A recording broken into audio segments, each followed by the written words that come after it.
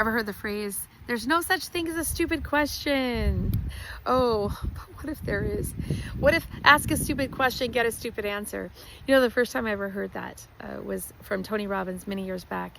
And I do believe there's some validity to that. Now, first I want to go into what is stupid. How do we define stupid, and what's an example of a stupid question? So I'm gonna get into that and what that means for you and why it's important, why I want to be here talking to you about it.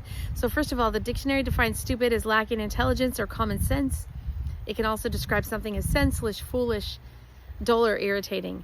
And there's more to it than that. I think most of us know what stupid means. But let's go ahead, and I wanted to share an example of something that happened with you yesterday. And it's the reason that I'm talking about this to begin with. So I am learning piano. I don't know if you know music or any instruments. And I have played the flute extensively in my past, but the piano is just a completely different animal. And we're going along in my lesson in this piece, and I start to sense the frustration of my teacher, because there's just this one section in this piece that I keep on getting tripped up in the same section of this song. And she asks me, do you have brain fog today? And I was just like, what does that have to do with anything? I said, no, I don't have brain fog. And I wasn't also frustrated with anything.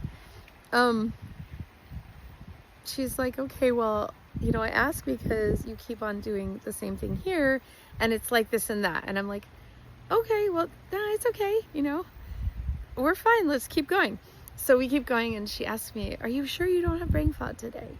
The reason I ask is because you keep doing such and such. And I'm just like, in the most charitable way, I'm like, you're never gonna get me to say that I have brain fog. Like, that's just not gonna happen. Because I'm not gonna subscribe to that. But like, where are you going with this? And so she expresses again that she doesn't understand why I'm not getting it, you know. And you know, it's obvious to me, which is why I have grace towards her, you know. I don't hold any of this against her. You know, we settled it and handled it there. It wasn't a problem. But I'm thinking, okay, perhaps she speaks to herself in ways that are not all that empowering. And this is just her way of kind of processing in real time her own, maybe she was feeling some level of incompetence or something as a teacher, and so she wanted to kind of deflect that. Please tell me you're having brain fog, you know. But I don't know, I'm just theorizing there. But after this whole thing happened, it got me to thinking, like, about the ways we talk to ourselves, the way we form questions to ourselves, to others, you know, and how sometimes we can do it, and we've learned and have been taught how to do it in just ways that are very disempowering, you know. And so that's why I wanted to come on and talk about it. So this is what I wrote down before I made this video, which is, what's Gina's definition of a stupid question? Okay, so a stupid question is one that distracts or detracts from the real issue at hand. It could be blaming or shaming or condemnatory in some way. It insinuates or possibly projects a limiting belief about something, or it might even be designed to simply cement a perception about something that is entirely untrue altogether. And so that's what I think was happening yesterday. But again, more importantly, because this is the reason I wanted to talk about it, is to get us to start to get curious about how we speak to ourselves. So all that said, what is a good example, I think, in my opinion anyway, of a good question? What would a good question be? I wrote this down. A good question is one that is designed to be, first of all, expansive, to inspire curiosity. A good question is one that invites your mind into exploring potential possibilities, and to get your brilliant brain searching for the fastest possible solution to to a real challenge, or even a perceived challenge, because a perceived challenge really is a real one, you know. But a good question is designed to get you saying, okay, if I wanted to go from point A to point B, what's the easiest, fastest way to get there? So a good question would do that for you. The two reasons I wanted to make this video, or the things I want to leave you with here today, is number one, I want to encourage you to get curious.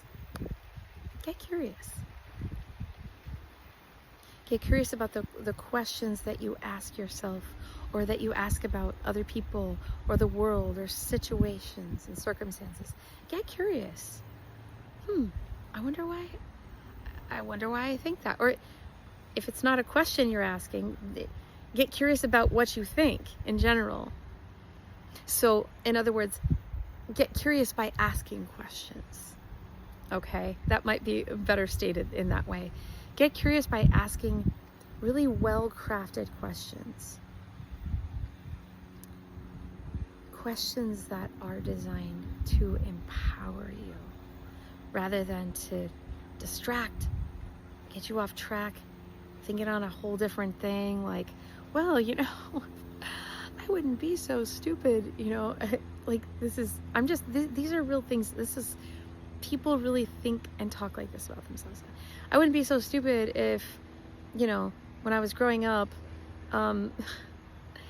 this is a real personal one, by the way, because oh wow, I wasn't planning on talking about this. Sometimes, okay, and I don't want to go back and restart this video, but sometimes maybe the Holy Spirit has led me on this trajectory. But so I was raised as a Jehovah's Witness. I don't know if you know anything about that, but if you do, or if you don't, you're gonna find something out here. So it is common within that religion that they do not encourage college or university. So they encourage people to have very minimal. It's not that they encourage people to be dumb, but they see higher education as unnecessary and even harmful. And there's a lot. I'm not going to go into it all. Okay, there's a lot there. But as I came out of that religion, something I heard often within the ex-Jehovah's Witness community is just a lot of people expressing their frustrations with, as adults, where they're at in their life now, as a result, or at least this is how they deduced it, like, I didn't get to go to college, I didn't get to go to university, and so, I've been working as a food server my whole life because I didn't have anything to fall on. Like, I didn't have a real, true career path, because I wasn't allowed or encouraged. I was discouraged. I was not allowed to pursue higher education in any way. And therefore, then I mean, for the longest time, I am telling you, it took me into probably,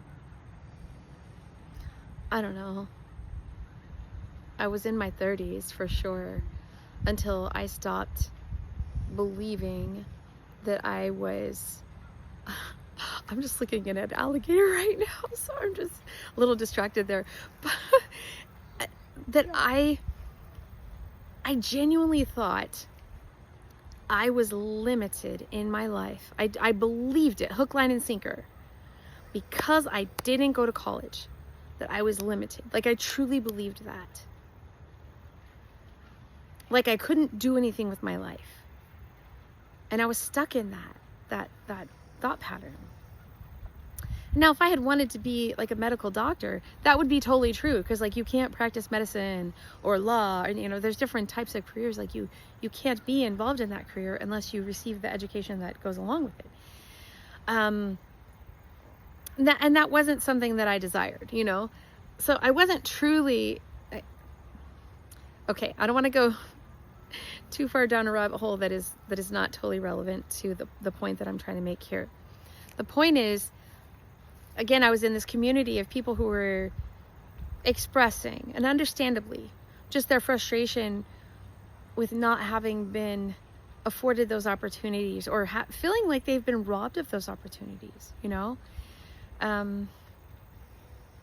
And so I don't, my intention here is never to condemn or to take away from anyone's real life experiences, to like discount you in any way, or your feelings about, or your perceptions about life.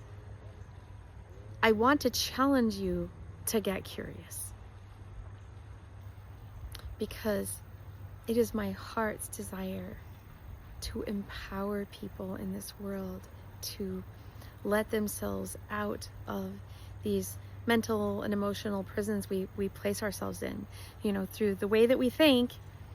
And then we limit ourselves and we place ourselves in this box and we don't let ourselves out. And sometimes we don't take the initiative to get curious about, well, why is this? And then, is there a way around?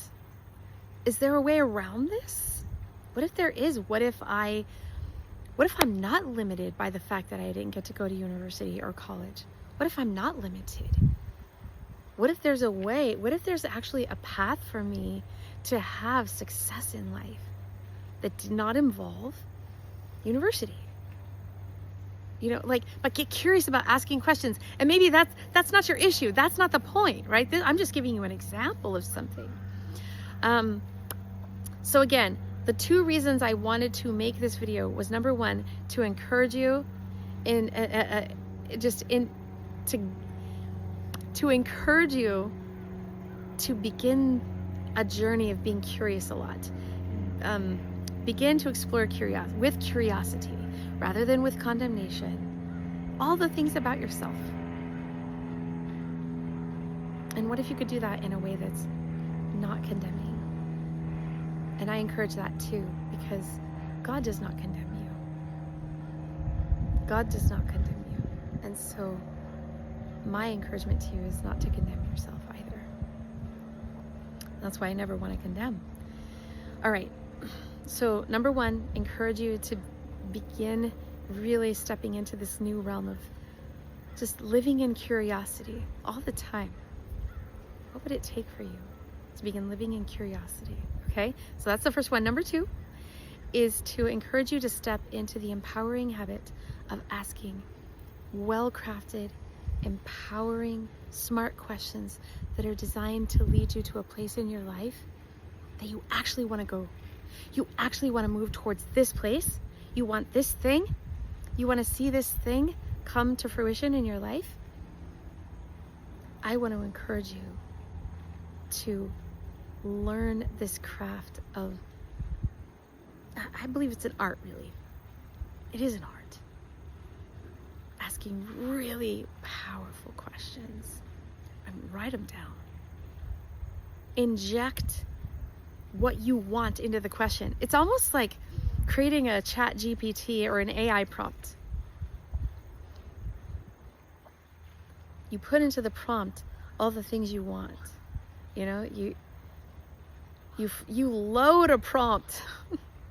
You load a prompt, you make it as heavy as you can.